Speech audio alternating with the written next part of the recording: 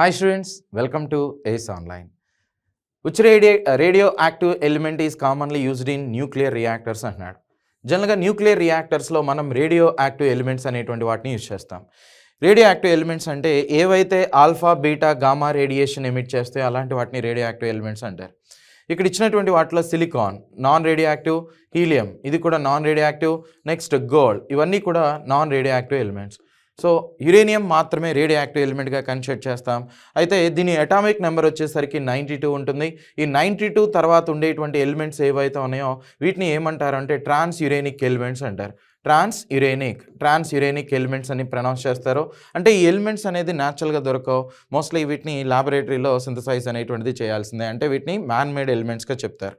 Mostly మన ఇండియాలో NPCIL nuclear power corporation of Indian limited అనేటువంటిది ఇచ్చినటువంటి డేటా ప్రకారం తీసుకున్నట్లయితే 24 ఆపరేషనల్ థర్మల్ న్యూక్లియర్ రియాక్టర్స్ అనేటువంటిది ఉన్నాయి. సో వీటిలో ఎక్కువగా మనకి ప్రెజరైజ్డ్ హెవీ వాటర్ రియాక్టర్స్ అనేవి, నెక్స్ట్ బాయిల్డ్ వాటర్ రియాక్టర్స్ అనేటువంటిది ఉన్నాయి. సో ఈ ప్రెజరైజ్డ్ హెవీ వాటర్ రియాక్టర్స్లో ఈ యురేనియంకి సంబంధించినటువంటి ఫ్యూయల్స్ని యూజ్ చేస్తూ ఉంటారు. అయితే ఒకవేళ ప్లూటోనియంని గనక ఫ్యూయల్గా ఉపయోగిస్తే అలాంటి రియాక్టర్స్ని ఏమని ప్రొనౌన్స్ చేస్తారు? తెలిస్తే కింద కామెంట్ చేయండి. Thank you.